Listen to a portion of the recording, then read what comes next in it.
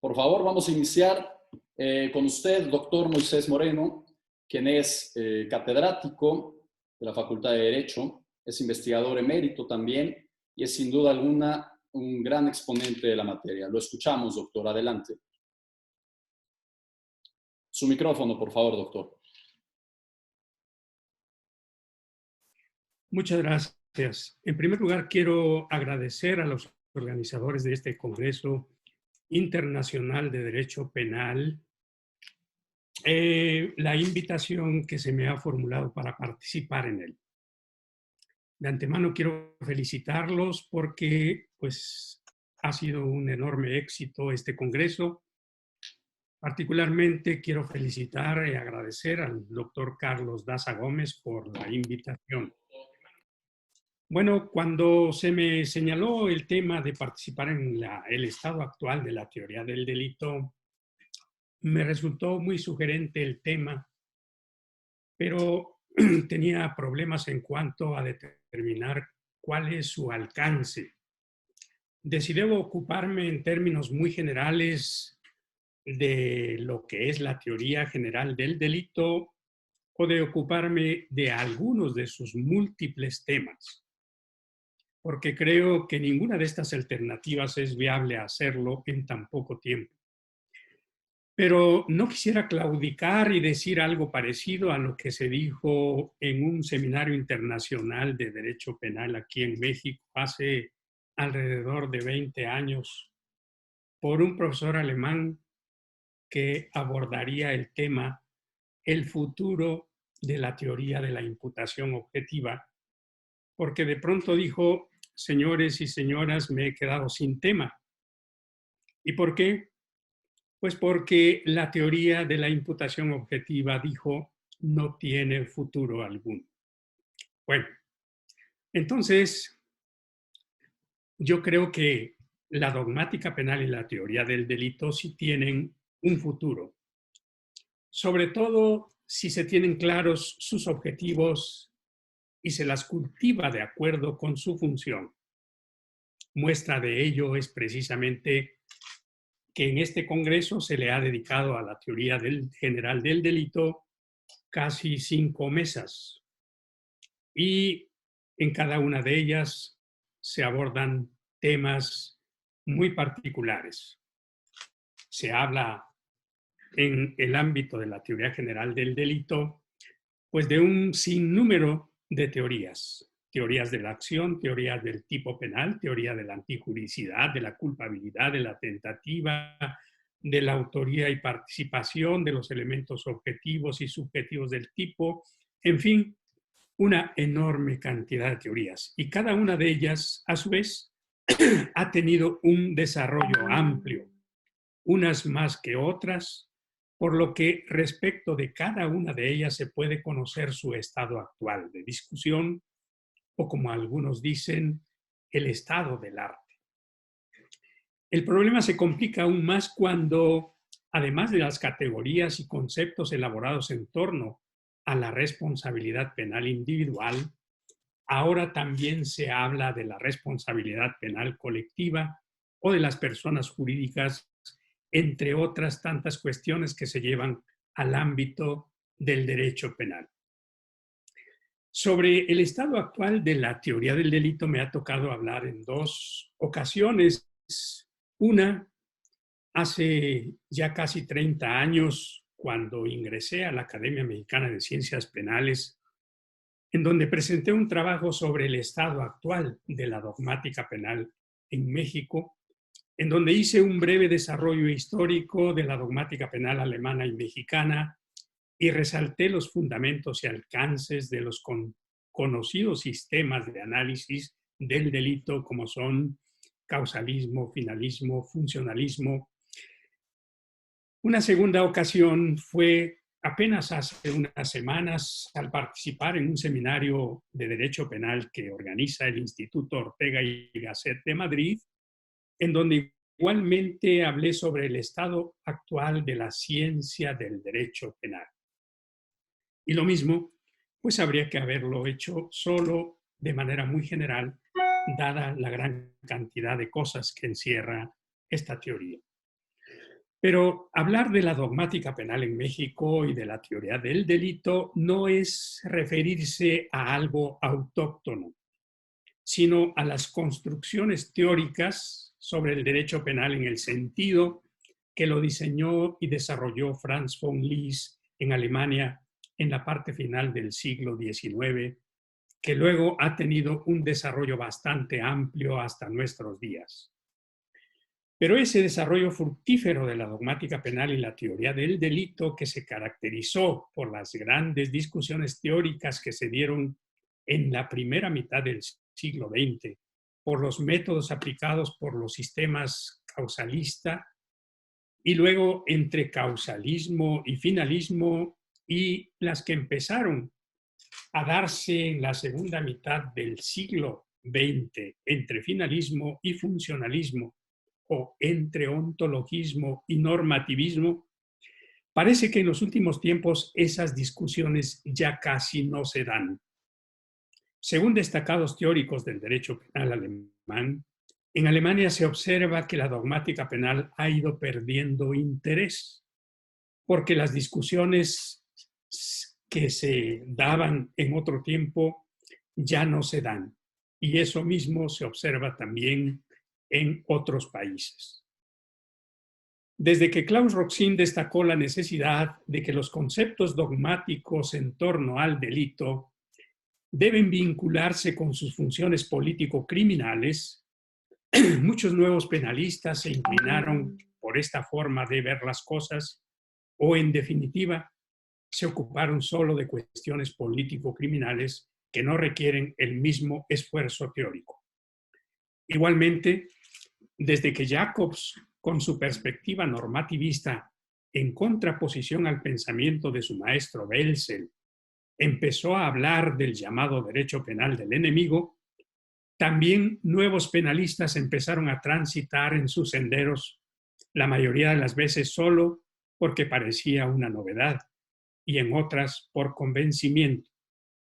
En cambio, para otros, esta manera de pensar, lejos de ser un importante avance, implica un regreso a criterios que se habían considerado superados. Es decir, más bien se trata de un retroceso, sobre todo si se la analiza desde la perspectiva de las exigencias político-criminales. Si se analizan las diversas posturas dogmáticas desde la perspectiva de su ideología y de sus rendimientos político-criminales, es decir, desde su vinculación filosófico-política, podría afirmar que tanto la posición de Roxin como la de Jacobs no implican un avance determinante en el desarrollo de la dogmática penal, pues ellos retoman gran parte del pensamiento de penalistas del principio del siglo XX, es decir, del pensamiento causalista en su versión normativista o teleológica, que tiene un gran arraigo con el pensamiento positivista que le sirvió de base. De otra manera, no les habría incomodado tanto lo sostenido por Welsel de que las consideraciones ontológicas en las categorías penales que tienen que ver con el concepto general del delito vinculan al legislador y a la propia dogmática penal. Es decir, para Welsel, tanto la política criminal como la dogmática penal se fundamentan en bases ontológicas y no solamente jurídicas o normativas. Ahora bien, si las legislaciones penales son expresiones de la política criminal de cada país, se pueden encontrar en ellas importantes diferencias que pueden derivarse de los propios rasgos característicos del Estado y de la política criminal. Es decir, no todos los estados ni todas las políticas criminales y los derechos penales tienen las mismas características. Así, por ejemplo, no todos reconocen y respetan en la misma medida los derechos humanos y no todos reconocen límites en el ejercicio del poder penal.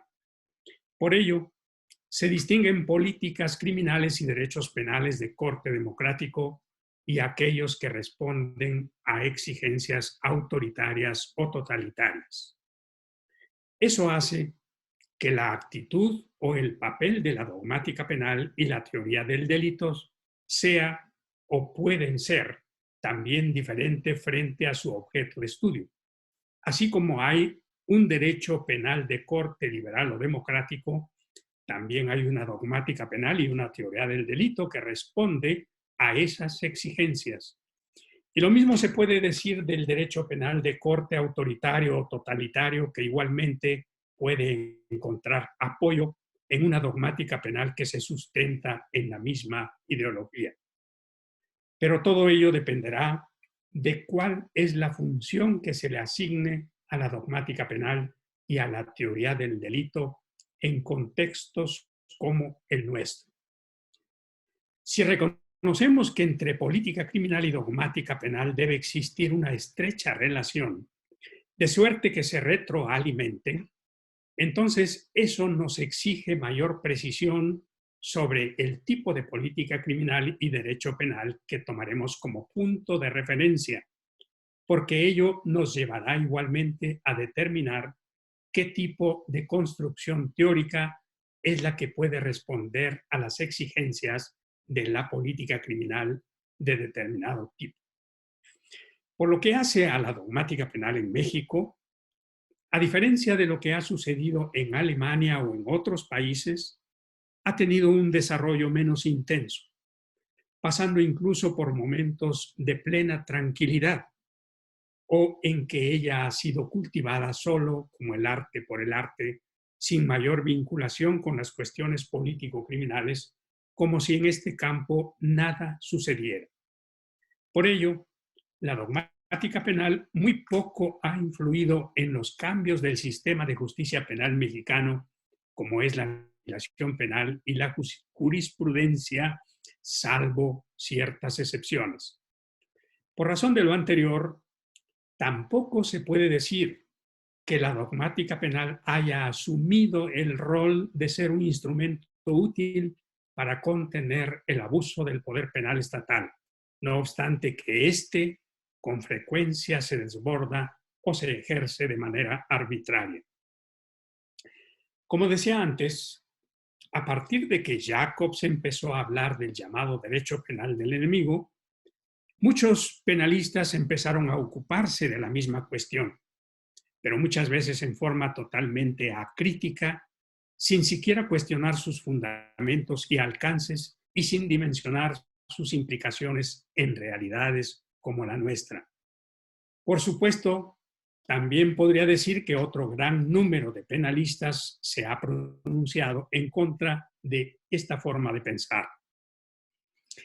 Se puede afirmar que el tema del derecho penal del enemigo ocupa la atención de un importante sector de la dogmática penal y la teoría del delito, tanto de seguidores como de detractores. Y sin duda, todo lo que se ha elaborado en torno a él también forma parte de la actual teoría del delito.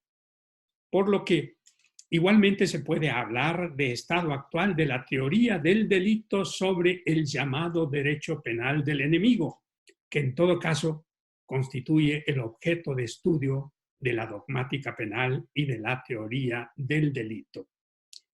Es decir, con independencia de si la expresión derecho penal del enemigo es adecuada o no, antes de ser un problema de interés para la dogmática penal y la teoría del delito, lo es para la política criminal, porque antes que nada obedece a decisiones políticas y que por sus rasgos se le ha caracterizado de esa manera. Además, a ese derecho penal habrá que verlo en confrontación con otro tipo de derecho penal, que siguiendo esa forma de ver las cosas podríamos caracterizar como el derecho penal del no enemigo, o más bien como el derecho penal del amigo, que al parecer es del que tradicionalmente nos hemos ocupado hasta ahora. Pero no ha habido un derecho penal del amigo en todo caso, solo un derecho penal más amigable que otro en cuanto a los alcances de su dureza. Pero como este es el tema que abordará Miguel Polaino Orts, no hablaré más del mismo. Solamente diré que al estar ante problemas de excepción, como los que motivan a hablar del derecho penal del enemigo, la actitud de la dogmática penal y la teoría del delito puede tornarse crítica, porque aquellos se salen de los parámetros propios que imponen los principios de una política criminal y de un derecho penal de corte democrático, o porque rompen con los criterios tradicionales desarrollados por la dogmática penal y la teoría del delito en torno a contenidos válidos para todo ciudadano. Pero la actitud puede ser simplemente desinteresada o incluso de apoyo, aportando criterios teóricos que le sirvan de sustento, como sucedió, por ejemplo, con la dogmática penal que sirvió de base a la política criminal nacional socialista. Con lo anterior, quiero destacar que así como hay políticas criminales y derechos penales que obedecen a distintas ideologías, democráticas o antidemocráticas, también hay construcciones dogmáticas o teóricas que se corresponden a dicha ideología y se retroalimentan.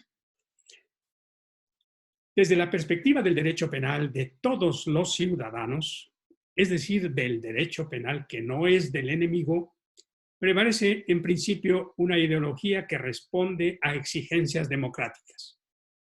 Pero sucede que ese mismo derecho penal con frecuencia ha sido cuestionado por adoptar ciertas medidas penales que se apartan de esa ideología, sin que necesariamente caiga en el extremo de ser caracterizado como derecho penal del enemigo. En esos casos, en que llegan a coexistir contenidos con tendencias político-criminales diversas, es tarea de la dogmática penal la de procurar que los excesos se mitiguen. Precisamente por lo dicho, y siguiendo la idea de Roxin, de que entre dogmática penal y política criminal debe existir una estrecha relación y retroalimentación, lo que importa ahora es cómo debe darse esa relación para que la retroalimentación sea realmente fructífera. Si en el ámbito de la dogmática penal y la teoría del delito encontramos una gran diversidad de construcciones teóricas con distintas vinculaciones ideológicas, y lo que se pretende es que la dogmática penal cumpla con la importante función de proporcionarle a la política criminal las bases teóricas adecuadas para ser efectivamente funcional, la cuestión ahora es determinar cuál de esas elaboraciones está en mejores condiciones de proporcionar bases adecuadas a la política criminal para que ésta sea funcional. ¿Pero funcional para qué? ¿O desde qué perspectiva?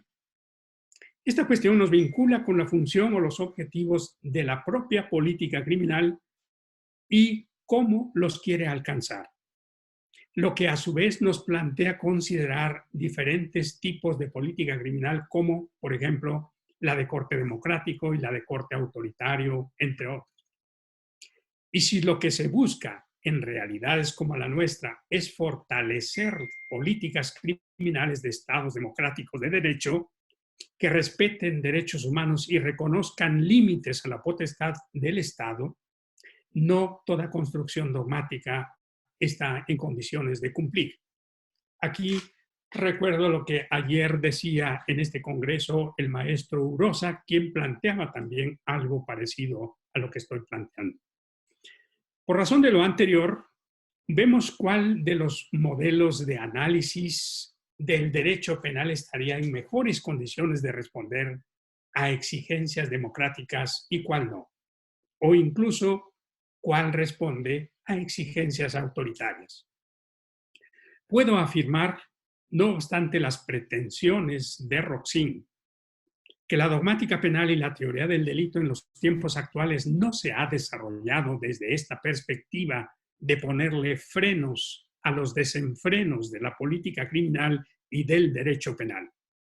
Más bien, los teóricos se han encontrado en discusiones poco fructíferas, practicando solo el arte por el arte, como por ejemplo, que es mejor hablar de teoría de la imputación objetiva que de teoría del delito, o hablar de imputación objetiva, imputación subjetiva y normativa, de aumento del riesgo y del riesgo permitido, de limitar dolo eventual y culpa con representación, en fin, una gran cantidad de cosas en las que la mayoría de las veces no se trata de problemas que se deriven de los contenidos de una determinada legislación penal, sino porque otros autores los han planteado.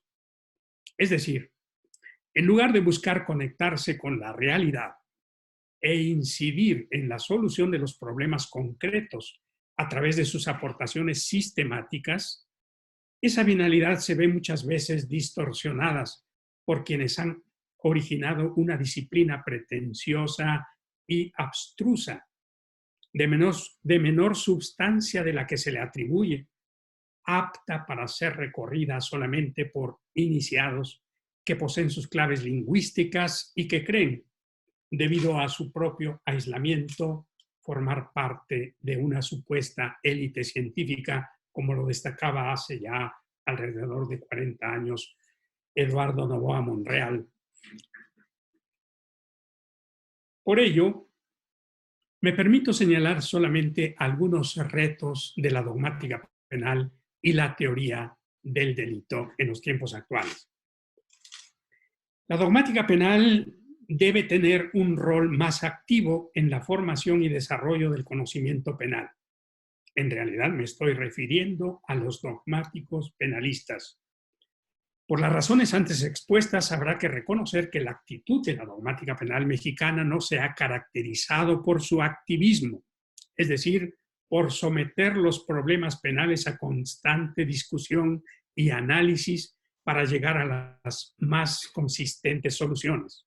Más bien, ha sido pasiva o desinteresada ante las transformaciones que el propio objeto de estudio ha estado experimentando en los últimos tiempos.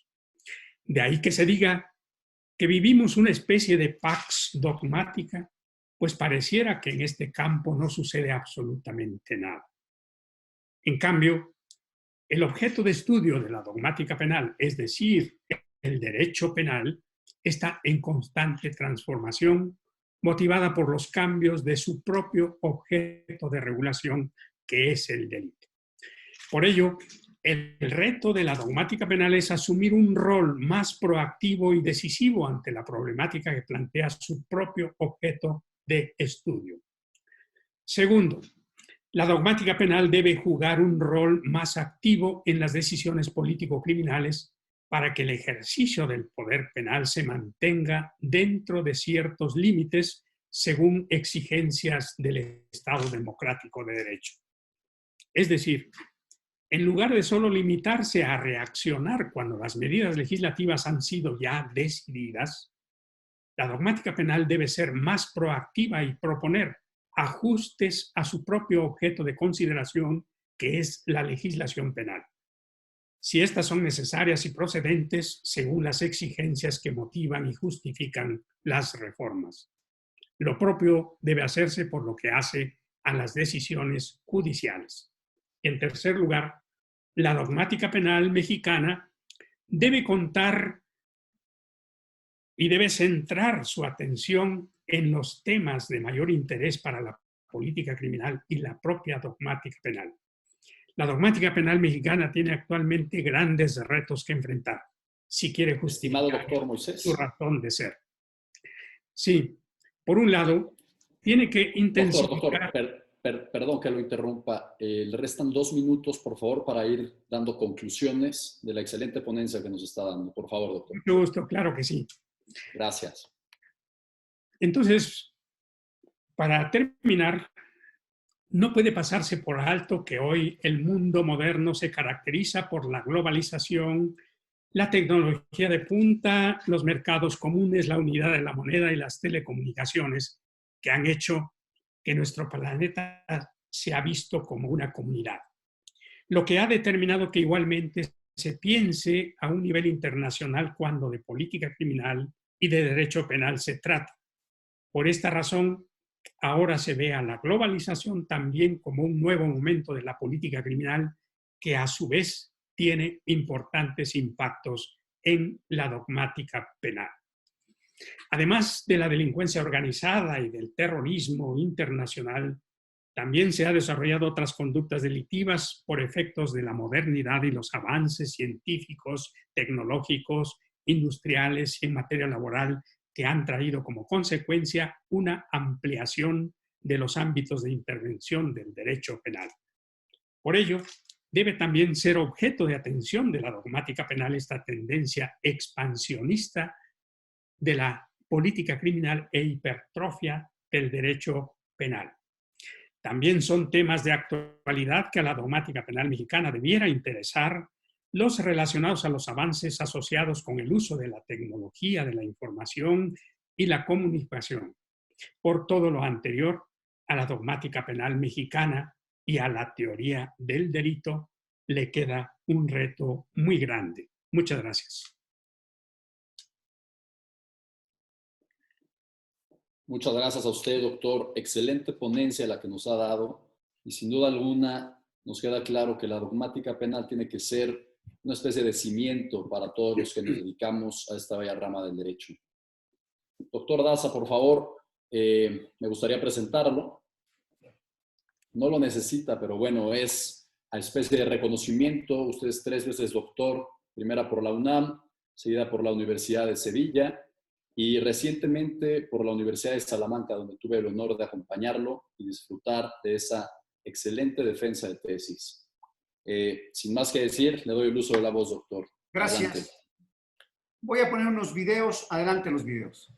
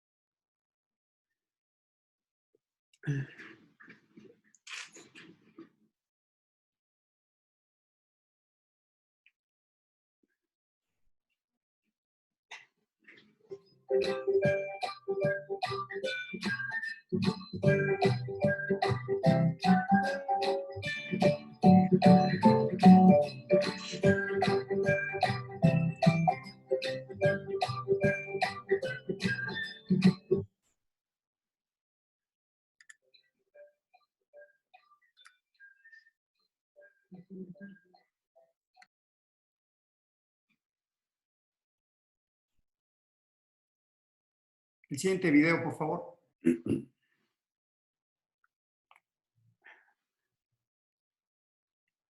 ¿Qué tal? ¿Cómo están? Muy buenas tardes. Quise empezar con estos 2 ejemplos, 2 grandes ejemplos para mí, pero sobre todo antes, déjenme abrir un paréntesis, quiero decir que el maestro Moisés Moreno es maestro de maestros, es un jurista, el primer mexicano que alcanzó el grado de doctor en Bonn, Alemania, y realmente es un gran referente de la dogmática y más bien de dogmática y política criminal mexicana. El doctor Miguel Polaino Orts es discípulo directo de Günther Jacobs, ha estudiado en Alemania los últimos 10 o 15 años de su vida y hoy en día es vicedecano de la Universidad de Sevilla, España. El profesor y maestro de nuestra facultad, Osvaldo Chavarría, es uno de los catedráticos jóvenes de nuestra facultad con una gran trayectoria. Entrando ya a mi ponencia, a mi presentación, pues bueno, yo escogí un tema que para mí es muy importante en el sentido de preguntarme sobre la tentativa culposa, que fue una tesis doctoral que realicé en Sevilla, España, y en la cual yo quisiera hacer referencia a lo siguiente. ¿Estos ejemplos que acabo de poner tienen alguna relación con la tentativa culposa? Ninguna, absolutamente ninguna. Los puse muy a propósito para demostrar que estos casos prácticos de la vida real cambian toda la dogmática, derrumban bibliotecas completas, quitan jurisprudencia. ¿Por qué esa importancia? A mí me han dicho que mi tema de la tentativa culposa, que ahora lo verán por ahí, Lo traigo yo desde hace 12 años. En Alemania 4 o 5 juristas siguen. En España, desde luego, mi director de tesis, don Miguel Polaino, Miguel Polaino Ors, Miguel Polaino Navarrete, Luzón Peña, Rosquillo. Hay 5 o 6 juristas que son. Y en México creo que soy el único que acepta la tentativa culposa. Para ello hice este pequeño esquema en donde voy a hacer la distinción en cuanto a la culpa. Nosotros ahí queremos referir que en México se ha seguido el concepto unitario de culpa y no comprende diversidad de autoría y participación en primer término, no acepta legislativamente la participación culposa y no acepta la tentativa culposa. Eso no quiere decir que la legislación tenga la razón. Mi vida profesional ha ido de la mano de ser Ministerio Público, proyectista en juzgado penal y en sala penal. Y ahora con 35 años de ejercicio de la profesión en materia penal. Y entonces lo que yo analizo, y mis hijas me critican mucho, mis hijos me critican mucho, porque cuando veo una película, platico o en viajes, siempre voy adaptando eso que vamos viviendo al derecho penal. Y el resultado de esto ha sido la observación. En primer lugar, yo sostengo que sí hay coautoría culposa, que es un breve análisis, que voy a tomarme 22 minutos para mi participación. Cuando dos sujetos en dos ámbitos, objetivo y subjetivo, dentro de lo que es el delito, en la parte culposa, hay un ámbito objetivo y subjetivo. Y no voy tan lejos. En el sismo de 85, que acaba de pasar en el 2017, consignaron o ejercitaron acción penal por los sujetos que era el reo, el responsable de obra y los propietarios. Y entonces tenían un problema de si ellos actuaron con dolo eventual o eran coautores culposos. Como no hay coautoría culposa, entonces les consignaron o ejercitaron acción penal o los vincularon por el delito de dolo eventual, homicidio por dolo eventual. Yo considero que puede haber dos incumplimientos al deber objetivo de cuidado que son desde el ámbito objetivo y desde el ámbito subjetivo el incumplimiento al deber objetivo de cuidado. Pondré un ejemplo en el que puedo llevar coautoría y tentativa.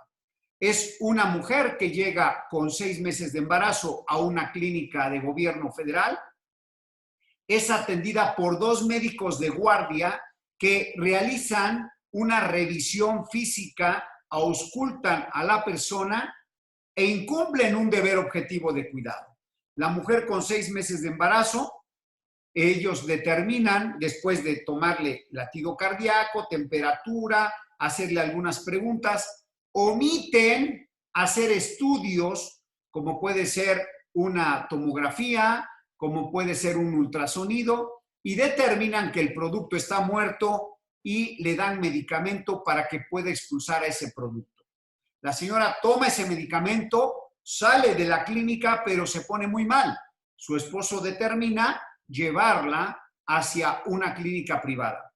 Ahí sí realizan el deber objetivo, que es el estudio correspondiente, el latido cardíaco, ecograma, etcétera, y determinan que ese producto está vivo.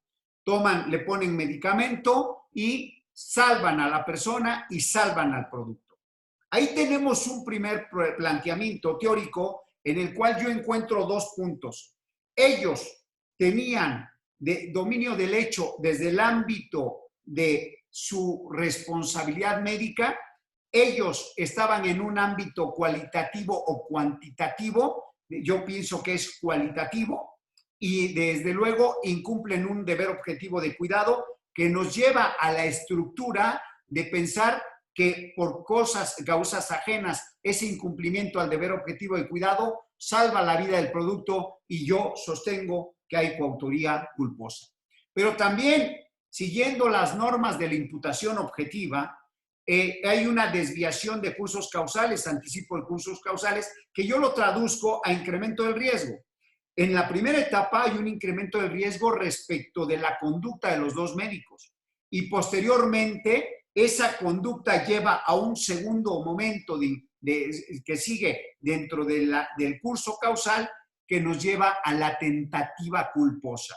La tentativa culposa, que es el tema central de mi exposición, Yo no le llamo tentativa, sino formas imperfectas de ejecución en el ámbito culposo. ¿Y qué sucede con esto? Aquí ya creo que podemos ver. Si nosotros nos vamos a la tentativa, como le llaman muchos, dolosa, yo le llamo formas imperfectas de ejecución, tendríamos la acción o la omisión, la voluntad, que ayer alguno de mis discípulos dijo que hay voluntad sin dolo, entonces ahí vamos, ya creó una gran problemática sobre esto. Pero yo voy a centrar en esto. Yo diría acción-omisión, que nos lleva a delito, la acción, delitos de resultado formal y delitos de resultado material, la omisión con voluntad dentro de la esfera de la imputación objetiva, que sea el incremento del riesgo, fin de protección de la norma o el principio de confianza, nos llevaría a una omisión formal o material. No me adentro a ello porque la mayoría de los que están aquí saben cómo se maneja. Nada más marco el límite, que ahí puede estar la tentativa. Y yo sostengo que puede haber tentativa en los delitos de resultado formal y tentativa en los delitos de resultado material. Y entonces entramos a la tercera lámina, la siguiente lámina, que es aquí la propuesta científica que yo hago. Déjenme hacer una breve referencia introductoria a este tema. En el derecho penal mexicano, desde luego, no está regulado esto. No está regulado la situación de poder hablar nosotros de tentativa, coautoría y participación. Aunque hay una salvedad que pronuncié en Facebook, en donde encontramos mi amigo Rubén Quintino, que participó en un foro en Puebla, me habla emocionado y me dice, doctor, ¿se acuerda de que usted habla de que hay participación culposa?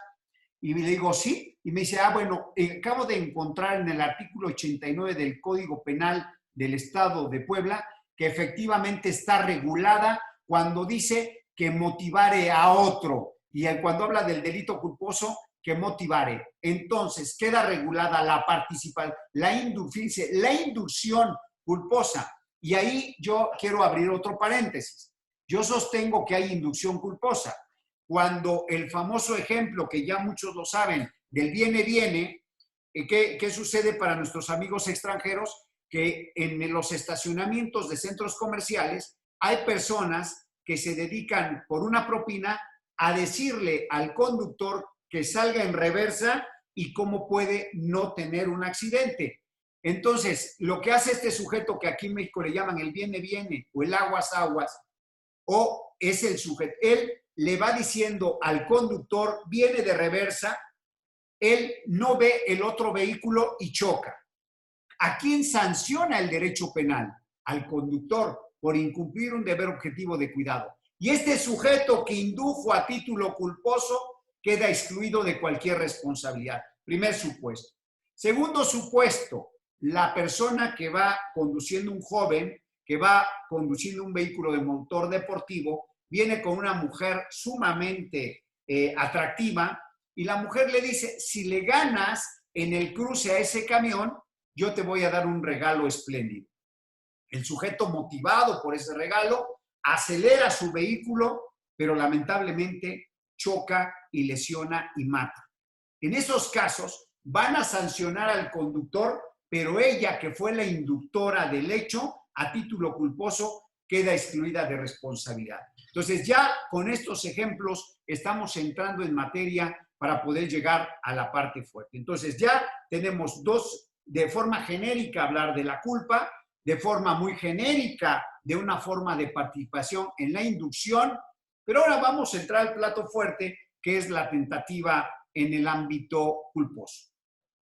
Yo erradico totalmente la palabra tentativa, porque cuando platiqué en algún momento con Santiago Mir, en paz descanse, nuestro maestro, aquí en México, en los años 2001-2002, cené con él, y yo le decía de mi objetivo de trabajar sobre la tentativa, y me dijo de bote pronto, dice, mira, de entrada, la tentativa lleva implícito dolo. Entonces, tienes que ver que ese concepto no sea igual. Y entonces yo me puse al análisis, porque yo sostengo que no se puede estudiar el dolo y la culpa en un mismo plano. Radbruch lo dijo magistralmente. Gustavo Radbruch dijo, A y no A no pueden ser especie de un mismo género. El sistema causalista y parte del funcionalismo siguen sosteniendo que el dolo y la culpa son especies de un mismo género, que sería la culpabilidad. Si yo digo culpa, es culpabilidad. Si yo digo dolo, es culpabilidad. Yo sostengo que no es dable. E inclusive en mi trabajo, en mi libro de 1997, que por primera vez se pone la imputación objetiva y además se divide en los dos planos, los tipos de comisión dolosa y tipos de comisión culposa, es por eso que yo sostengo, bajo una base normativa explicada perfectamente por mi maestro Miguel Polaino Navarrete, y que me permito dar su fundamento y razonamiento jurídico. Voy a ser muy breve. Polaino Navarrete audazmente propone una solución basada en la plena compatibilidad e imposibilidad de desconexión entre la lesión de la vigencia de la norma y la lesión o puesta en peligro del bien jurídico. Dice el maestro magistralmente lo siguiente. Según mi parecer, la teoría pura del injusto de la tentativa debe ser, de plano, rechazada. Y por lo tanto, también los fundamentos teóricos sobre en día ser sostenida sin reparos. Ella es una emanación del ya superado dogma causal, donde yace entonces el contenido material del injusto punible. Se pregunta, según mi opinión, el injusto del delito intentado presenta un contenido complejo. Desde el punto de vista formal, constituye, en primer lugar, una formal desautorización de la norma, es decir, una lesión de la vigencia de la norma, pero materialmente significa también una puesta en peligro de un concreto bien jurídico protegido.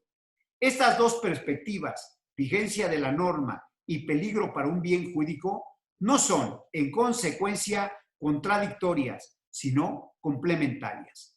De un lado, no hay contradicción ni contraposición alguna entre la confirmación de la vigencia de la norma y puesta en peligro para el bien jurídico, y por ello, cuando los elementos realizados para la consecución del resultado normativo son idóneos, entonces no es que el injusto y real sea representado, sino normativamente real y existente.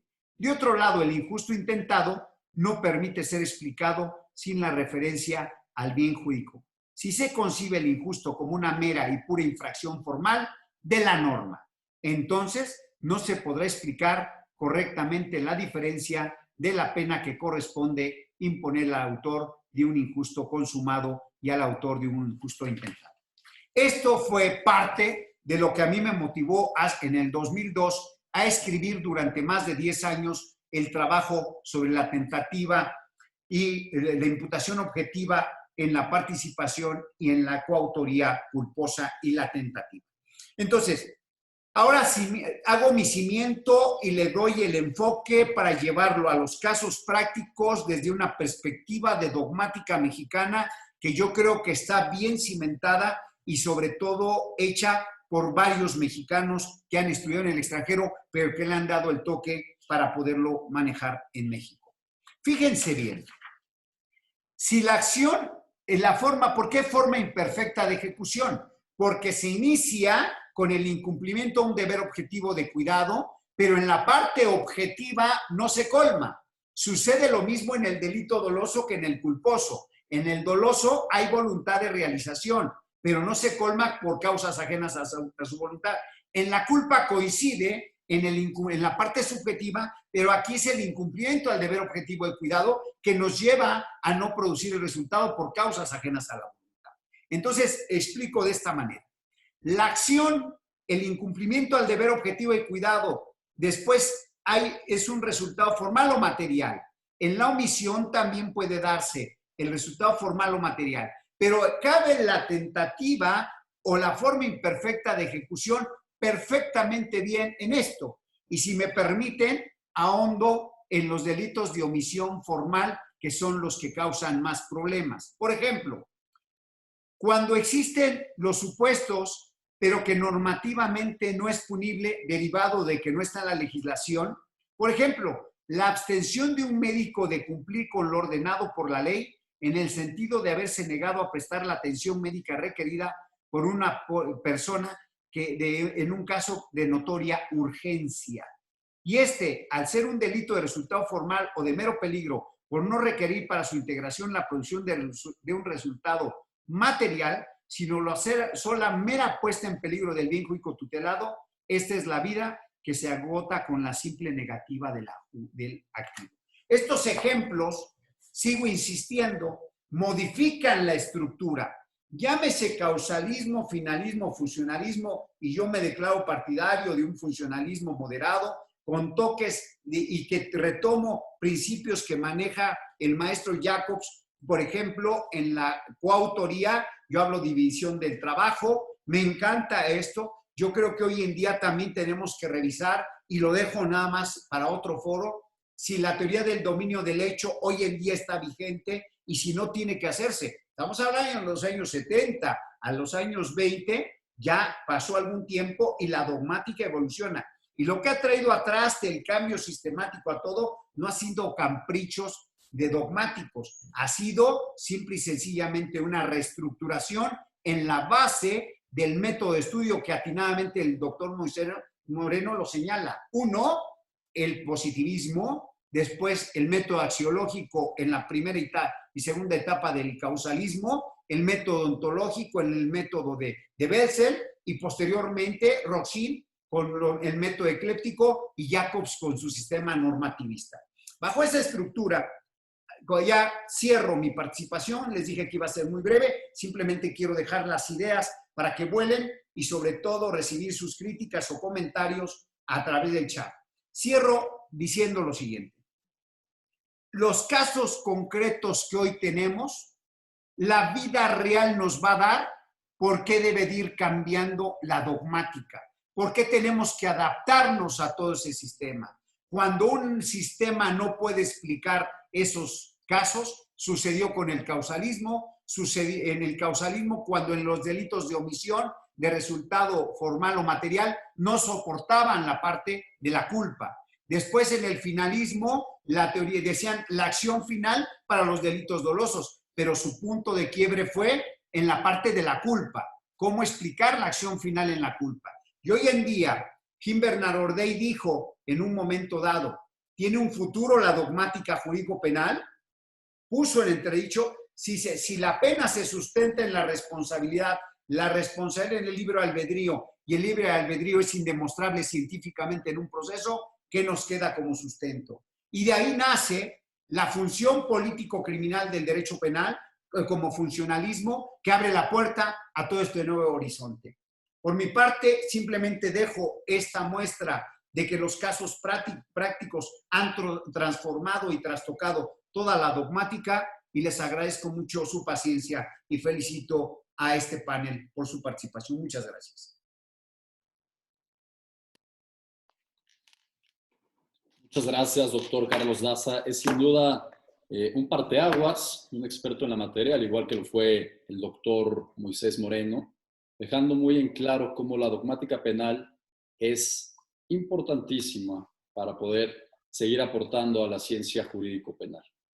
A continuación vamos a darle el uso de la voz al maestro Osvaldo Chavarria Suárez. Como ya lo dijo el doctor Daza, él es catedrático de nuestra Facultad de Derecho en la UNAM. Ha desempeñado varias labores a nivel público y, sin duda alguna, también un gran conocedor de la materia. Adelante, maestro, por favor. Muchas gracias. Buenas tardes a todos. Quiero agradecer al doctor Raúl Contreras Bustamante, director de la Facultad de Derecho de la Universidad Nacional Autónoma de México, al doctor Carlos Daza Gómez, que hicieron posible la materialización de este magno Congreso Internacional. Asimismo, me congratulo y es un honor para mí compartir esta mesa con el doctor Miguel Polaino Orts, con el doctor Moisés Moreno Hernández, con el mismísimo doctor Carlos Daza Gómez y con el doctor Rodolfo Chacón Rangel, quien funge como moderador. Bien, hace algunas semanas, en la fase de preparación de este magno congreso, pues me surgió la duda de qué tema podríamos exponer que fuera de interés para la mayoría de de las personas que están siguiendo y que están inscritas en este congreso. Entonces, me pareció de trascendental importancia precisamente hablar del estado actual de la teoría del delito, pero tratar de ligarlo a algún caso o algún hecho que fuera de relevancia para las personas que están siguiendo este congreso. Entonces, había yo preparado una disertación acerca de las teorías.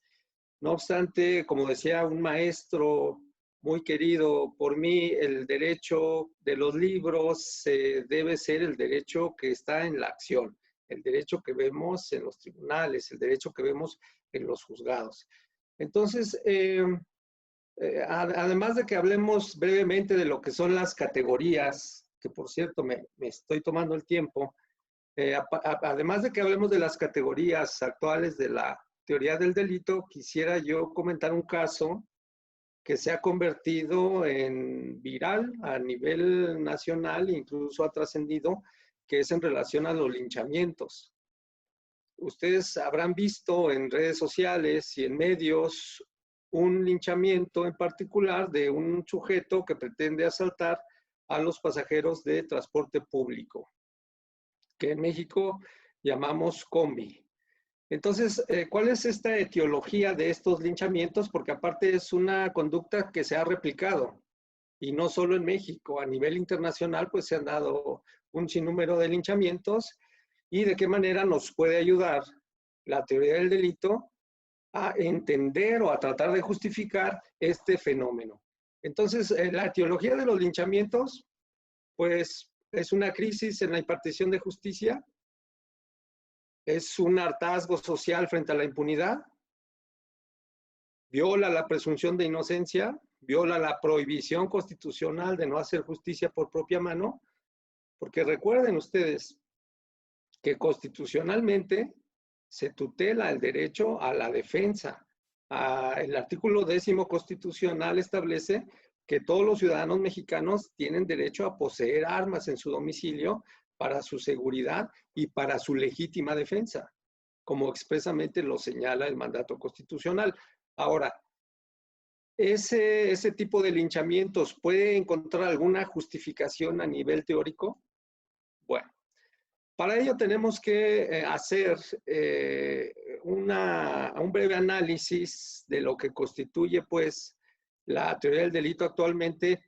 En lo que les voy a exponer a continuación, me baso principalmente en los siguientes autores, que es el maestro Carlos Daza, el maestro Klaus Roxin, el maestro Francisco Muñoz Conde, el maestro Santiago Mirpuch y, por supuesto, nuestro querido maestro Moisés Moreno Hernández, en lo esencial. Entonces, yo reconozco 3 categorías en la teoría del delito. La primera categoría estaría conformada por la acción típica, la segunda categoría por la antijuridicidad y la tercera categoría por la culpabilidad. Aunque esa expresión ya probablemente vaya de salida, ya tenemos décadas utilizando esa expresión de culpabilidad. En fin, en lo que nos importa en este caso, para saber si de algún modo la conducta de los sujetos que realizan este tipo de linchamientos está justificada, lo que nos interesa en particular es estudiar la antijuridicidad, que es esta segunda categoría del delito. Entonces, cuando hablamos de antijuridicidad, pues tenemos que referirnos a la acción típica.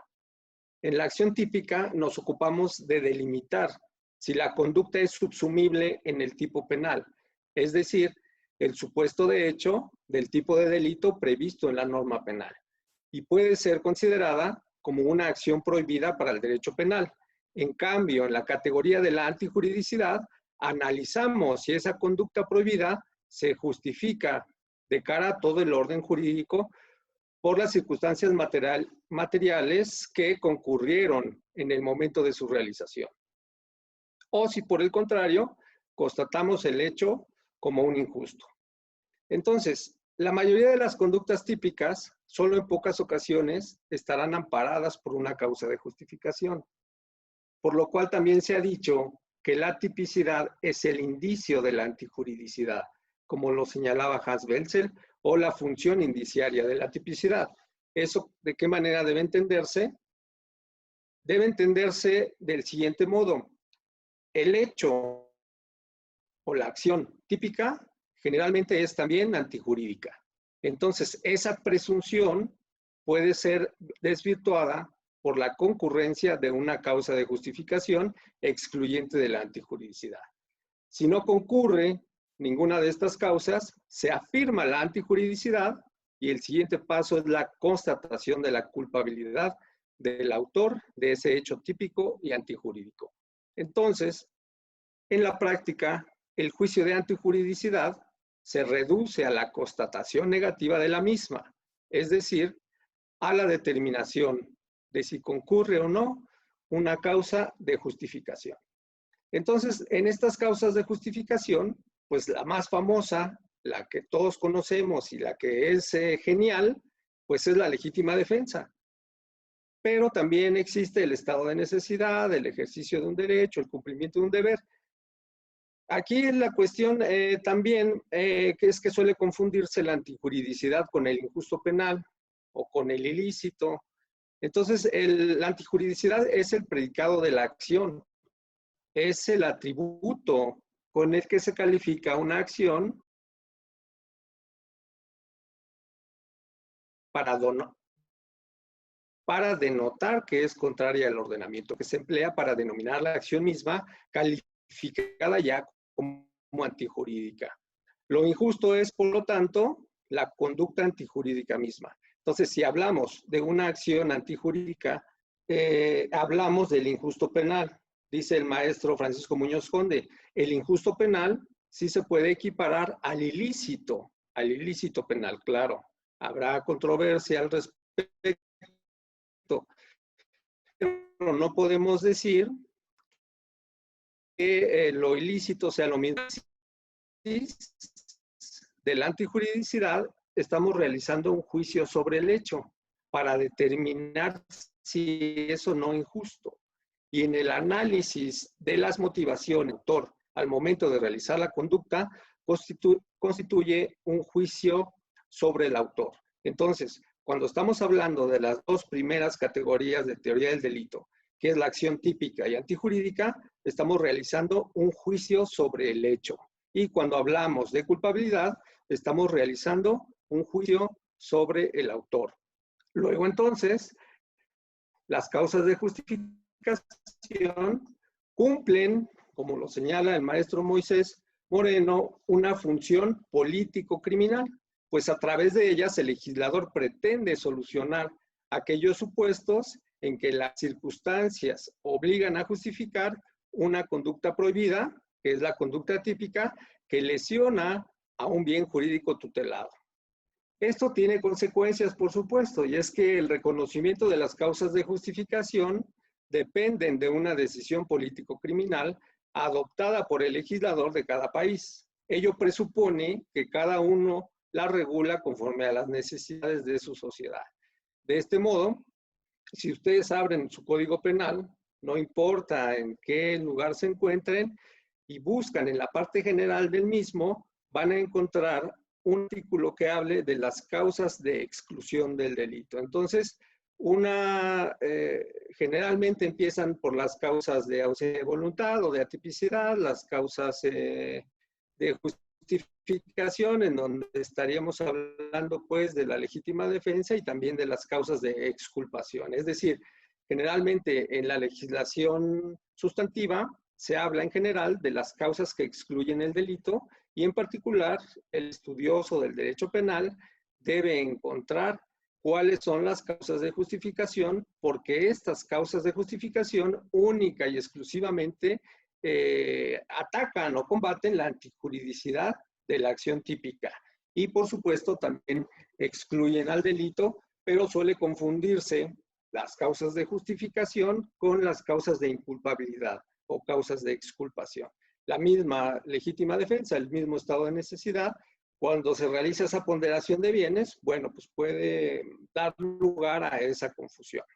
Entonces, el juicio de antijuridicidad del que hablábamos descansa siempre en la lesión o la puesta en peligro a un bien jurídico, que es lo que denominamos el desvalor resultado, producida por una acción también desvalorada, que es el desvalor de acción. Haciendo hincapié en que las causas de justificación como descripciones conceptuales generales tienen un contenido dinámico que puede variar con las reformas u otras leyes del ordenamiento jurídico.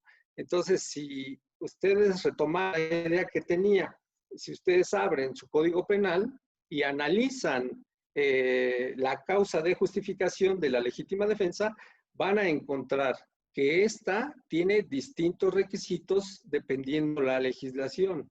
En nuestra misma República Mexicana, dependiendo el Código Penal que ustedes abran, van a encontrar una distinta regulación acerca de los requisitos de la legítima defensa, que en algunos supuestos esenciales coincide, pero no siempre contiene los mismos requisitos y precisamente a la dignidad que se exige en este elemento de antijuridicidad y las causas de justificación, que son las que van a destruir el carácter antijurídico de la acción típica. Bueno, para no hacer más largo esto de la antijuridicidad, vamos a ver rápidamente una breve presentación.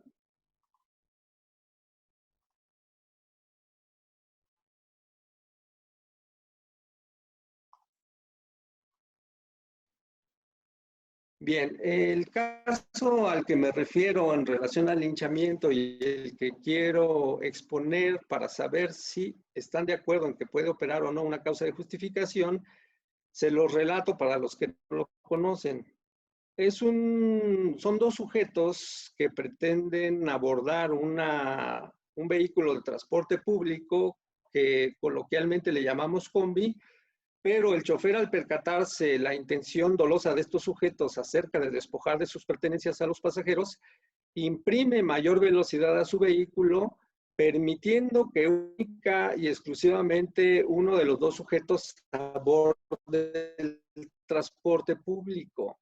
Entonces, la situación con la que se encuentra este sujeto es que los mismos pasajeros del transporte público se le van a golpes, ¿sí? Lo atacan, utilizando extremidades superiores e inferiores contra su corporeidad, y esa situación, y eso es lo que llama poderosamente la atención, pues provoca hilaridad, provoca que sean considerados justicieros, se les considera héroes, y entonces ese fenómeno mediático que genera ese hecho posiblemente delictuoso, pues es lo que es de llamar la atención. Entonces, en verdad su conducta está justificada por una causa de justificación en relación a los justicieros. Hay un exceso en esa legítima defensa si la hubiera, o en realidad es un acto de barbarie que solamente nos regresa a la época bárbara, en donde, o la época de la sangre, donde ni siquiera podría hablarse de una ley del talión, ¿verdad? Porque ahí ya había una proporcionalidad.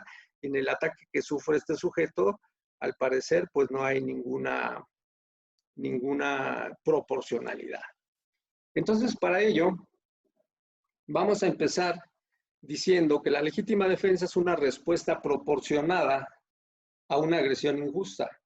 Pero junto a ese aspecto individual, existe también uno representado por la necesidad de defensa del orden jurídico y del derecho en general, conculcados por la agresión antijurídica.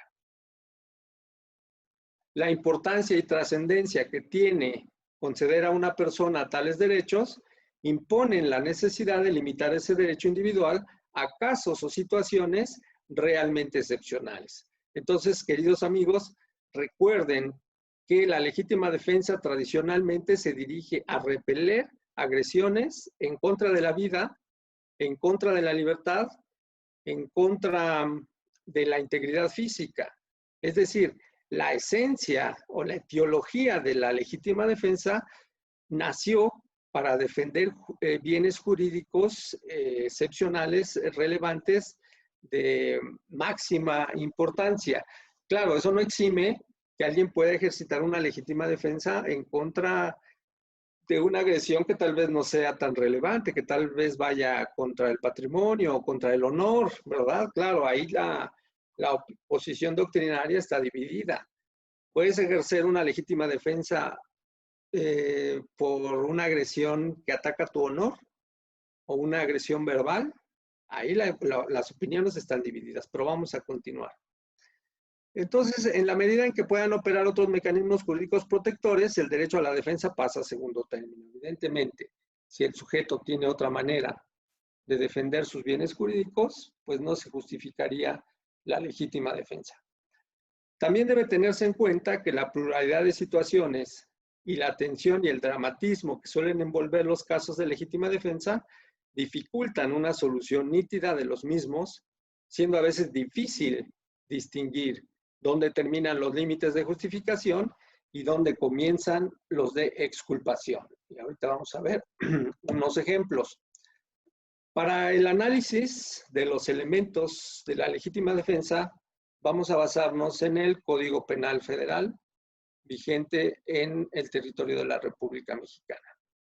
En el artículo 15 del Código Penal Federal, que habla de las causas de exclusión del delito, y aquí quiero recordarles, queridos amigos, que el 15 del Código Penal Federal, el 29 del Código Penal del Distrito Federal, hoy Ciudad de México, prevén de manera general las causas de exclusión del delito. También el Código Nacional, por ahí en el artículo 405, 406, no recuerdo con precisión, también habla de las formas en que se excluye el delito, pero en concreto, cuando hablamos de antijuridicidad y de causas de justificación, hablamos de legítima defensa. Entonces, dice la fracción cuarta, se repela una agresión real, actual o inminente y sin derecho en protección de bienes jurídicos propios o ajenos, siempre que exista necesidad de la defensa y racionalidad de los medios empleados, y no medie provocación dolosa suficiente e inmediata por parte del agredido o de la persona a quien se defiende. Entonces, ahorita vamos a pasar a ver estos elementos, pero lo que sí quiero decirles es, fíjense de manera general y adelantándonos un poco a lo que es el caso de los linchamientos, dice se repela una agresión real, pues un sujeto que pretende subirse al transporte público a robar, evidentemente estaríamos hablando de una agresión. Esa agresión parece ser real y parece también ser actual. Parece ser sin derecho. Para que sea sin derecho, esa agresión tiene que ser una acción típica y antijurídica. El hecho de que un sujeto suba al transporte público y exija a los pasajeros sus pertenencias parece cumplir con estos requisitos. En protección de bienes jurídicos propios o ajenos, precisamente si lo que está en peligro ahí de ser lesionado o destruido o puesto en peligro es nuestro patrimonio, también parece que cumplimos con estos requisitos. Pero también dice, siempre que exista necesidad de la defensa y racionalidad de los medios empleados. Entonces, ahí es donde empieza la problemática. Entonces, el segundo párrafo de la legítima defensa dice que se presumirá como legítima defensa, salvo prueba en contrario, el hecho de causar daño a quien por cualquier medio trate de penetrar sin derecho al hogar de la gente, al de su familia, al de sus dependencias, etc. Entonces, en este segundo párrafo de la fracción cuarta del artículo 15, podemos derivar que en la legítima defensa no se exige necesariamente la ponderación de bienes que sí se exige en el estado de necesidad. Recuerden, amigos, la ponderación de bienes se da cuando el sujeto tiene que valorar qué bien jurídico va a salvaguardar y qué bien jurídico va a destruir. Entonces, si hay una igualdad de bienes jurídicos, podemos hablar de un estado de necesidad a lo mejor o de una legítima defensa, pero ¿qué pasa cuando el bien que lesionas es de mayor valor que el que salvaguardas? Entonces, en este caso de la legítima defensa, la doctrina está dividida y muchos consideran, o la mayor parte de la doctrina considera, que no es necesaria la ponderación de bienes en la legítima defensa, porque no necesariamente sabemos la magnitud de la agresión y nuestra actitud defensista puede exceder la magnitud de la agresión y no obstante nuestra conducta está justificada. Situación que no sucede con el estado de necesidad. Precisamente se habla del estado de necesidad disculpante y del estado de necesidad justificante, dependiendo de esa ponderación de bienes, convirtiendo a uno de ellos en una causa de justificación y a otro en una causa de exculpación o de antijuridicidad. Luego, entonces, vamos a continuar.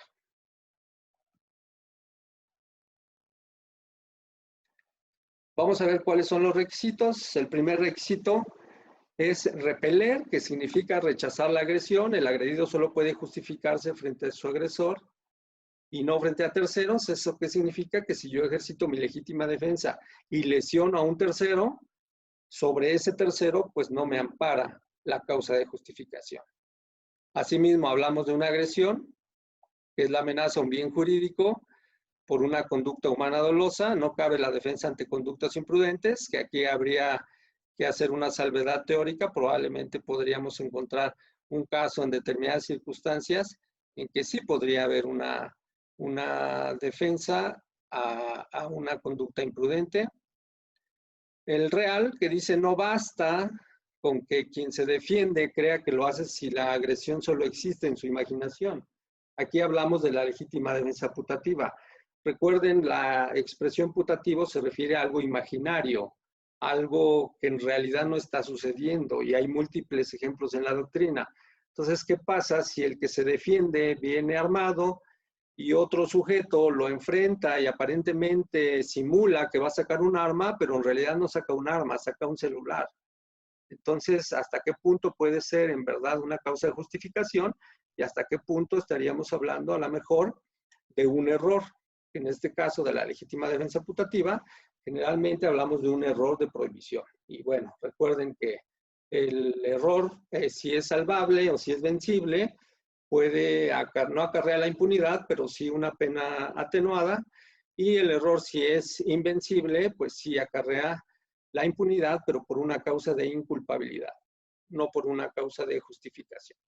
Entonces, la postura de considerar bajo determinadas circunstancias la creencia en la presencia de una agresión es racional siempre que el sujeto, dentro de los límites del riesgo permitido y de lo adecuado socialmente, crea razonablemente que va a ser víctima. Bueno, vamos a adelantar un poquito. Estimado maestro Osvaldo. Sí. Perdóneme la interrupción. No se Le preocupe. restan 2 minutos de su exposición, si gusta, para ir cerrando con las conclusiones, por favor. Sí, doctor Rodolfo, gracias.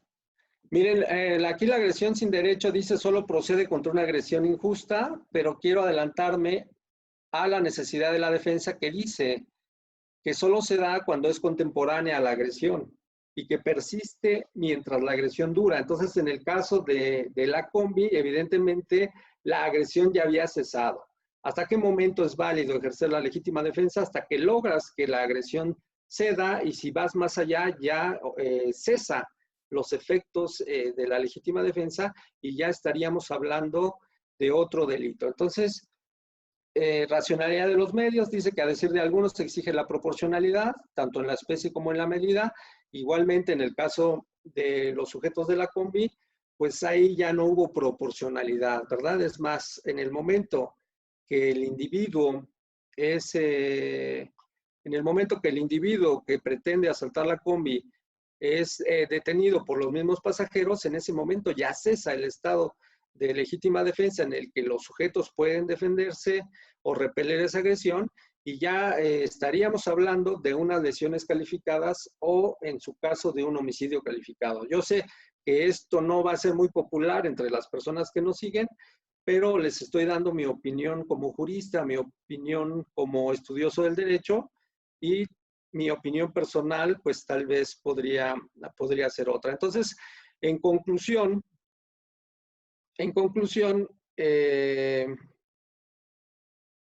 los linchamientos no son actos de justicia, no reparan daño, no evitan lo que se inició, lo que inició el linchamiento.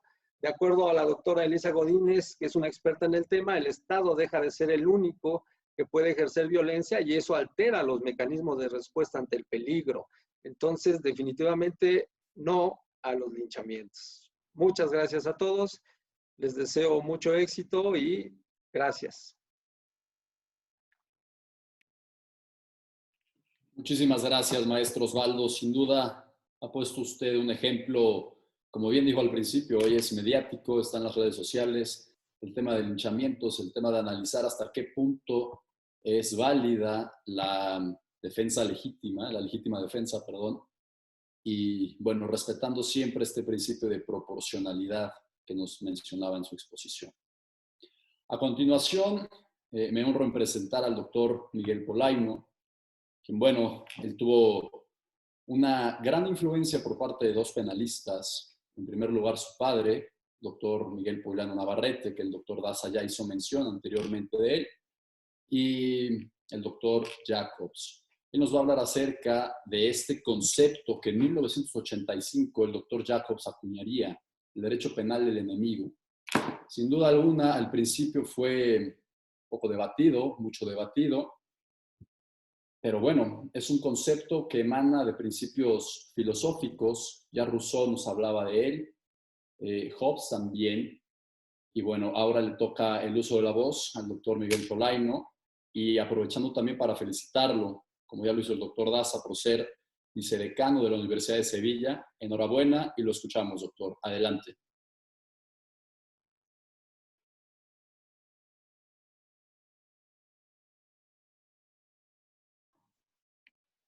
Hola. Muchas gracias, querido moderador, el doctor Rodolfo Chacón, con la venia, queridos compañeros y maestros, ¿no? Doctor Moisés Moreno, maestro hace ya muchos años y también, bueno, de las generaciones posteriores, no solamente en México, también en Europa. Querido doctor Carlos Daza, amigo de tantos años y, bueno, pues maestro también muy querido, y a los que no tengo el gusto de conocer personalmente, pero a través de esta bueno, de este encuentro virtual, pues nos podemos reunir en esta mesa, el doctor Osvaldo Chavarría, la señorita María Villegas y el joven Carlos Daza, hijo, a quien yo conocí pues, hace también mucho tiempo.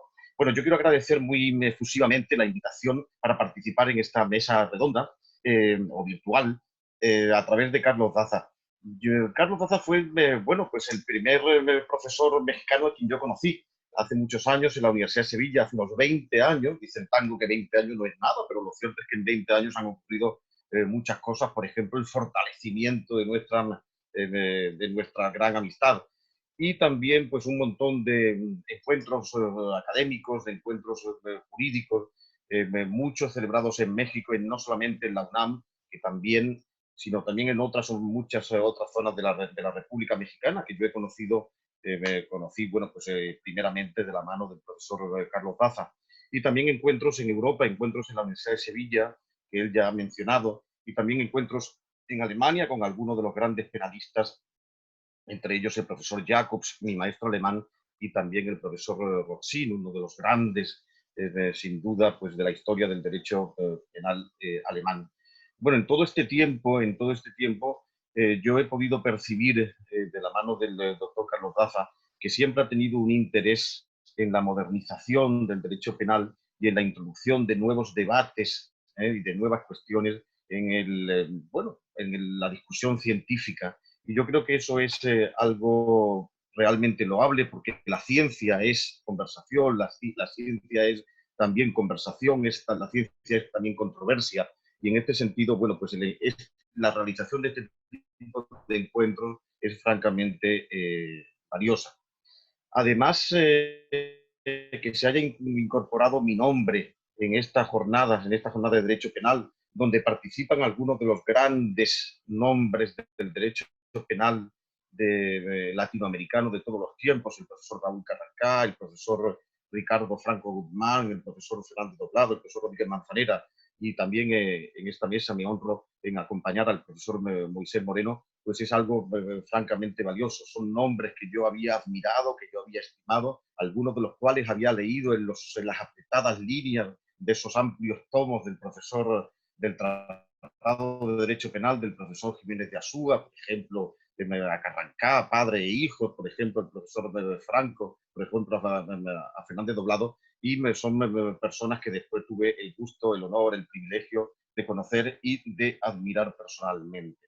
Eso se lo debo a Carlos, que hace 20 años, como digo, siendo yo un jovencísimo estudiante en la Universidad de Bonn, cuando ultimaba pues, mis estudios de licenciatura y empezaba los de maestría, a la vera de esa la acogedora sombra del profesor Mehmet Jacobs, pues tuvo la generosidad de invitarme por primera vez a México, y desde entonces hasta ahora, en todo este tiempo, bueno, pues se han desarrollado una serie de vinculaciones personales, familiares, ¿no? Casi, y también académicas, científicas, que han sido pues altamente productivas para mí. Lo cierto es que esta relación, esta vinculación, ese idilio, digamos, mío con México, que comenzó hace 20 años, lo cierto es que tiene una proyección algo mayor. Y es que México fue el país que acogió con mayor generosidad, con mayor hospitalidad a mis paisanos, a mis compatriotas que salieron en dramáticas circunstancias al final de la Guerra Civil Española en los años 39, 40, pues el camino de Latinoamérica. Y México fue el país que más generosamente recibió a esos compatriotas, una generación brillante de científicos, de profesores, de poetas, de músicos, de filósofos, muchos de los cuales fueron acogidos en la UNAM, en esta universidad que hoy virtualmente nos acoge. Los nombres de, bueno, pues de Jiménez Huerta, de Constancio Bernardo de Quirós, bueno, de Recasense, Sichel, de Alcaraz Zamora, en fin, nombres gloriosos, ¿no? del derecho español que profesaron durante largos años también en aquellas venerables aulas de la UNAM. Y además algunos poetas, ¿no? Yo soy particularmente, bueno, admirador de la literatura, de la poesía y de la filosofía. Xirau, ¿no? Joaquín Xirau padre y Ramón Xirau hijo, a quien yo conocí personalmente antes, bueno, unos años antes de su fallecimiento, que se produjo hace 3 años, y todavía sigo manteniendo pues mucha vinculación con la viuda de Ramón Xirau, Ana María Icaza, que también de familia de ilustres juristas y literatos, ¿no? Su padre fue Javier Icaza, y a quien visito pues cuando puedo viajar a México, que es con mucha frecuencia, bueno, pues antes de esta circunstancia bueno, del coronavirus, ¿no? Lo cierto es que esta vinculación de México con España, yo he intentado pues mantenerla en ese agradecimiento que yo creo que los españoles deben a México por habernos acogido con tanta generosidad.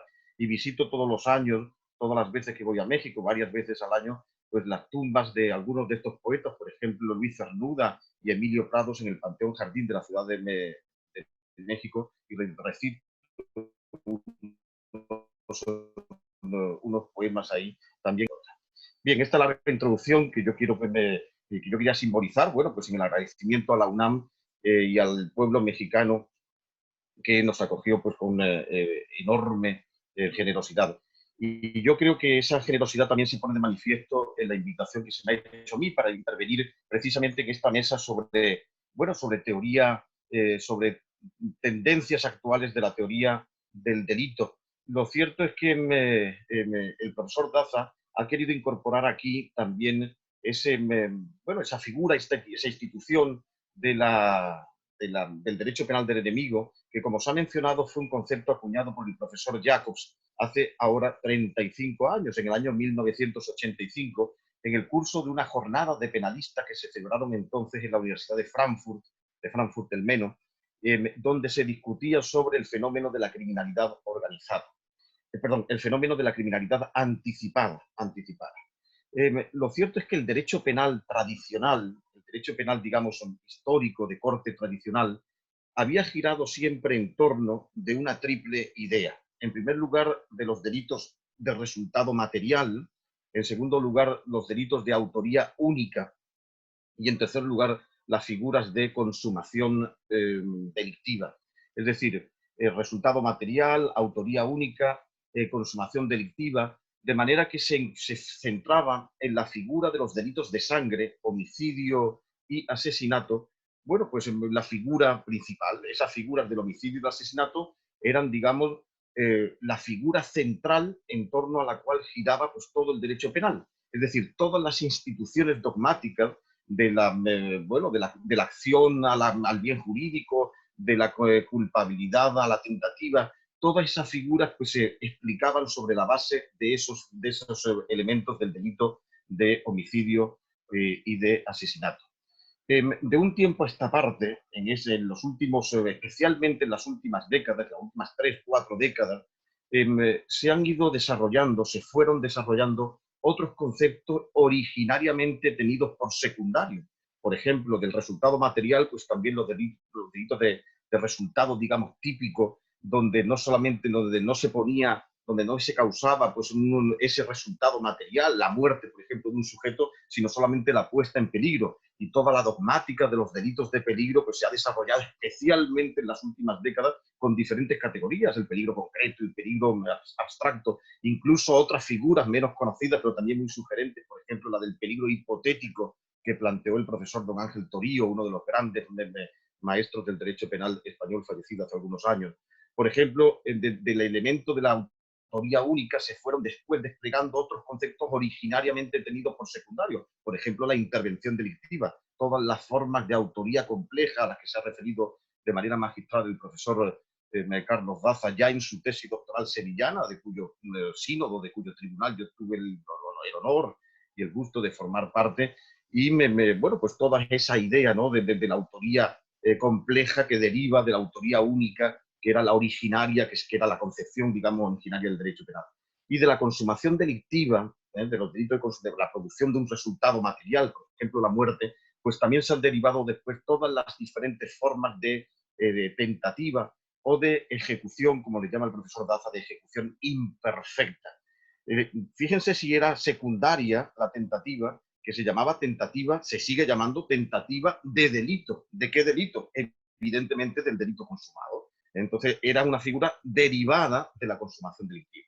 Pues bien, aquí, en los últimos años, en las últimas décadas, pero no muchas décadas, en los últimos 20 años, 30 años, se han desarrollado formas de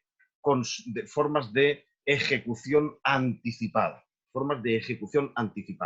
derivadas de la vieja consumación como elementos derivados, pero ya estos elementos han ido adquiriendo una relevancia extraordinaria, principal. Lo que antes era secundario, ahora se está convirtiendo en algo principal.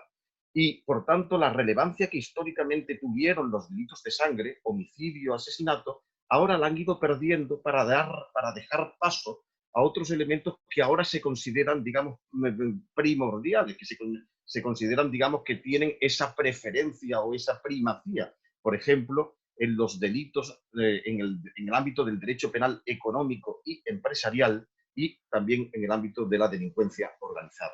Estos dos ámbitos, los delitos económicos y empresariales y el ámbito de la criminalidad o delincuencia organizada, han adquirido la relevancia que históricamente tenían pues, los delitos de sangre. De manera que ahora las instituciones jurídico-penales, las instituciones dogmáticas, se explican sobre la base de figuras pertenecientes a estos dos ámbitos.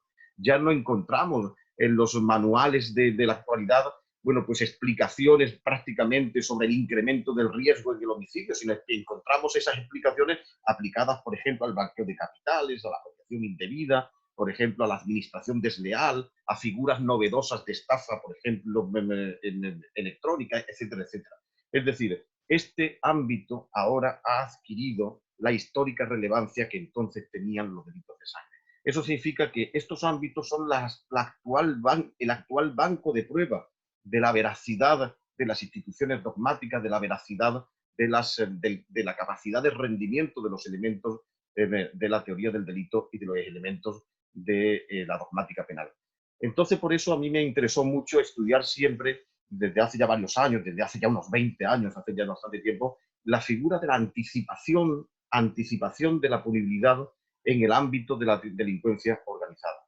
Y de aquí pues vino el interés en estudiar el concepto de derecho penal del enemigo, que como digo fue acuñado por el profesor Jacobs hace 35 años, y yo impartí una conferencia en el año 2001, es decir, poco después de mi primer viaje a México, en el año 2001, invitado por el profesor Carlos Daza en la Comisión Nacional de Derechos Humanos en la Ciudad de México, pues tuve el gusto de participar dando una conferencia sobre ese tema de derecho penal del enemigo. Se había tratado entonces muy poco, era un concepto que sonaba, no sé, pues algo así como novelesco, ¿no?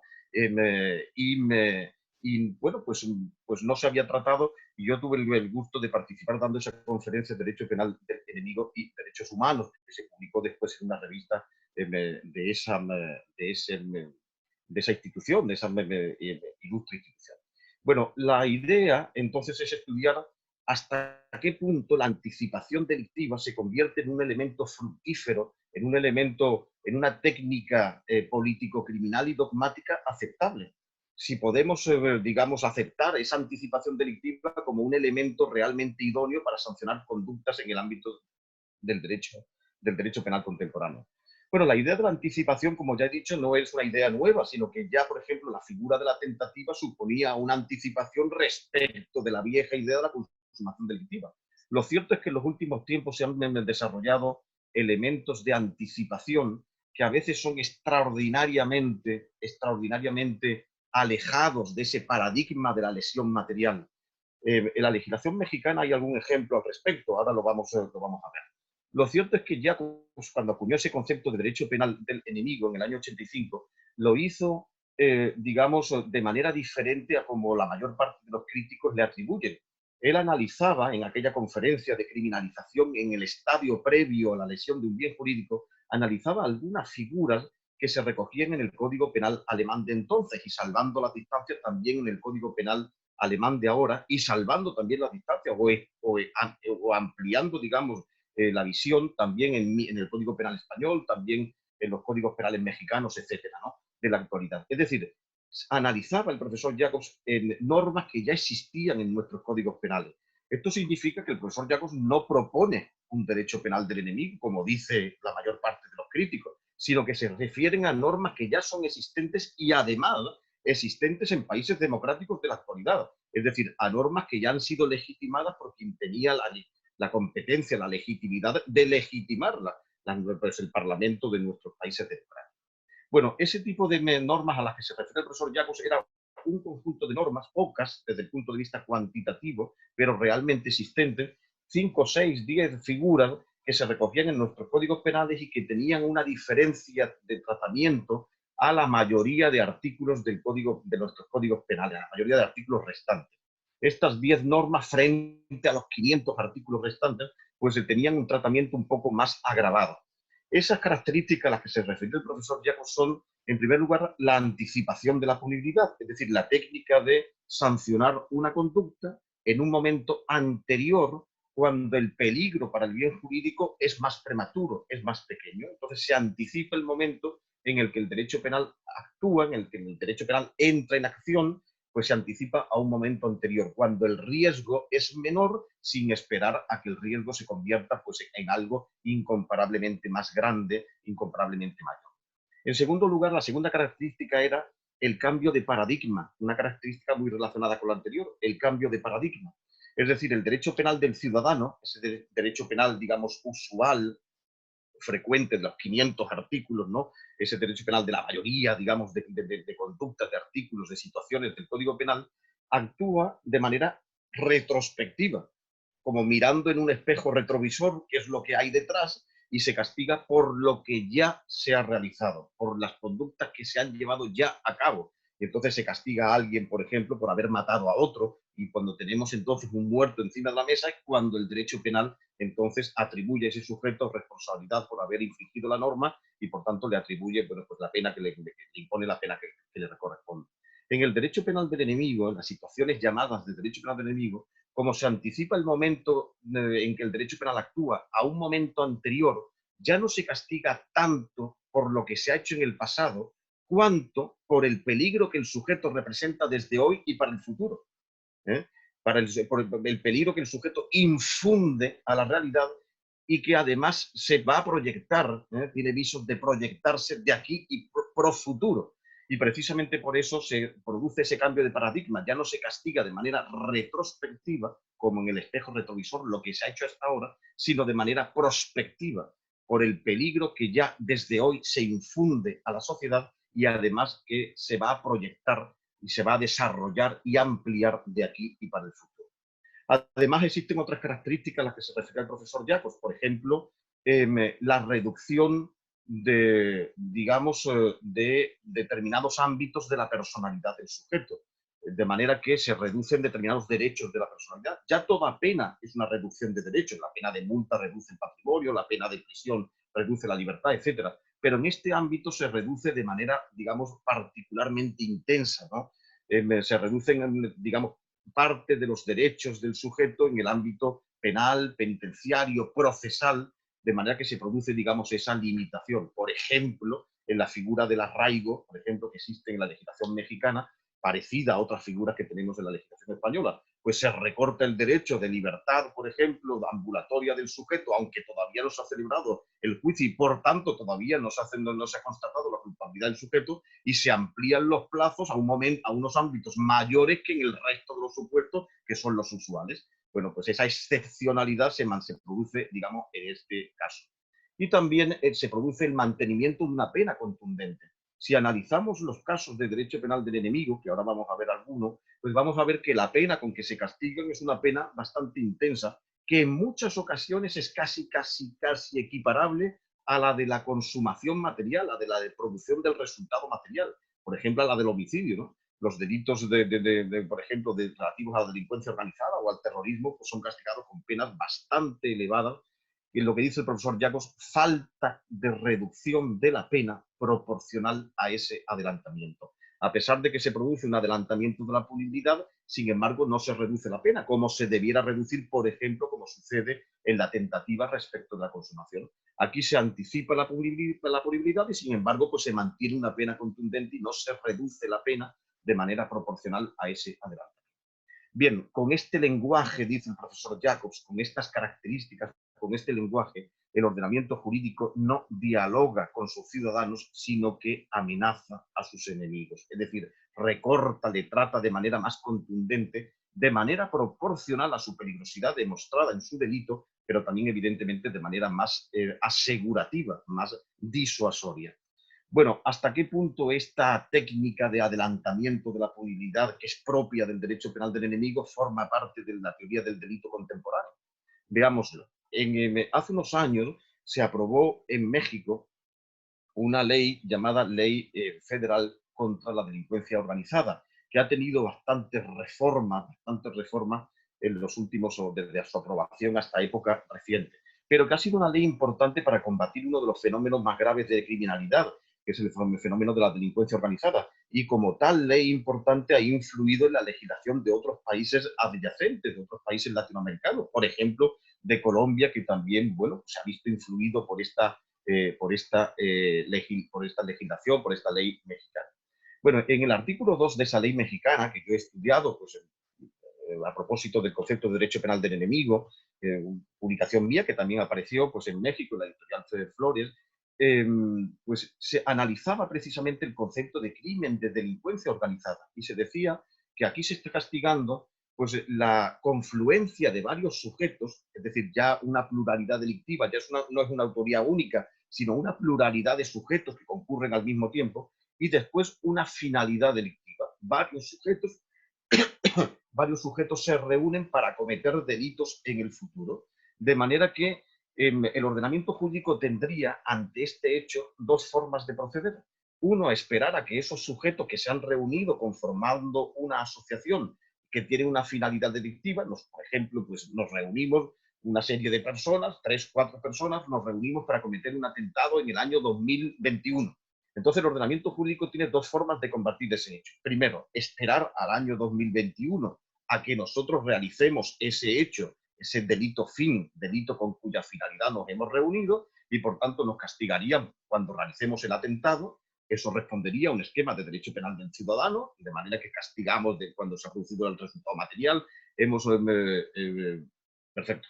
Hemos matado pues, a un número elevado de personas y entonces ya nos castigan conforme un esquema de derecho penal del ciudadano, y después también a un esquema, o nos pueden castigar anticipadamente hoy, en el año 2020, cuando recién nos hemos reunido conformando la organización con esa finalidad delictiva. Este esquema por el que se decantan todos los ordenamientos jurídicos que yo conozco del mundo, el de México y el de España, entre otros, responde a un esquema de derecho penal del enemigo. Y este derecho penal del enemigo, que describe el funcionalismo, tiene una base de normativa de realidad. Es decir, protege expectativas, protege derechos, y si no existiera una norma como esta, sin duda los derechos fundamentales de las personas estarían desprotegidos, los derechos fundamentales de la sociedad estarían a la intemperie. Entonces, esta norma de derecho penal de enemigo, que protege de manera anticipada, castigando recién la reunión de varios sujetos con una finalidad delictiva, tiene el propósito de proteger el Estado de Derecho. De manera que el derecho penal de enemigo, entendido como lo entiende el funcionalismo, no solamente no es un desdoro de la democracia, de la legislación democrática, sino que es una protección, es el mecanismo necesario de protección del Estado de Derecho. Protegiendo esos derechos fundamentales de manera anticipada es como se mantienen pues, las bases de la democracia y las bases del Estado. Entonces forma parte, sin duda, del derecho, de la teoría del delito moderna, también estos mecanismos de anticipación delictiva. Y no, lo ha mencionado el profesor Moreno antes, mi querido maestro, de un derecho penal del amigo, que es un concepto que yo leí por primera vez hace algunos años en el inolvidable maestro, el profesor Beristain, o de un derecho penal más amigable, como ha dicho de manera muy precisa el profesor Moreno, el doctor Moisés Moreno, sino que es también amigable la protección de los derechos fundamentales de las personas y la protección de los derechos fundamentales de la sociedad. Y eso solamente se puede hacer de esta manera, combatiendo esas conductas mediante esto que responde a un esquema de derecho penal del enemigo. En resumen, sé que me he pasado ya un par de minutos, pero que he merecido ya aviso de la presidencia, pero termino. Los inolvidables debates científicos que hemos tenido con el profesor Daza y después de él con otros muchos penalistas mexicanos, Miguel Ontivero, Raúl García Víquez, que hizo la tesis doctoral en Sevilla, y otros muchos penalistas que han pasado por Sevilla, y los muchos debates que hemos tenido con el profesor Jacobs, con el profesor Roxin, de la mano del profesor Moreno, de la mano del profesor Daza en México, los podemos, digamos, revitalizar ahora al cabo de 20 años. Y podemos decir que en la construcción funcionalista no solamente no se ha producido, digamos, un desdoro de los fundamentos del derecho penal, de la teoría del delito desde el punto de vista del garantismo, desde el punto de vista garantista, sino que se han afianzado. En mi opinión, el verdadero garantismo, concepto que no me gusta nada porque parece atribuirse un monopolio de garantía y todo lo demás no es garantismo, pero el monopolio, digamos, el cometido de garantismo, el verdadero garantismo, en mi opinión, es el funcionalismo y se demuestra en la figura del derecho penal del enemigo, descrita por el funcionalismo como única forma de garantizar las bases democráticas del Estado de Derecho y de la teoría del delito en la actualidad. Muchas gracias. Magnífica intervención, doctor Miguel. Le agradecemos muchísimo, igual que a todos nuestros panelistas. Doctor Moreno Moisés, muchísimas gracias.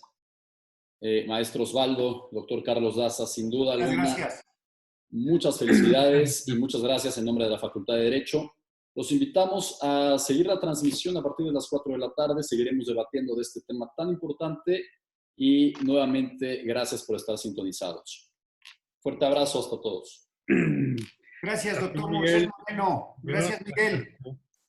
Querido maestro Moisés, mucho gusto. Carlos, un abrazo. Gracias. Hasta luego, Miguel.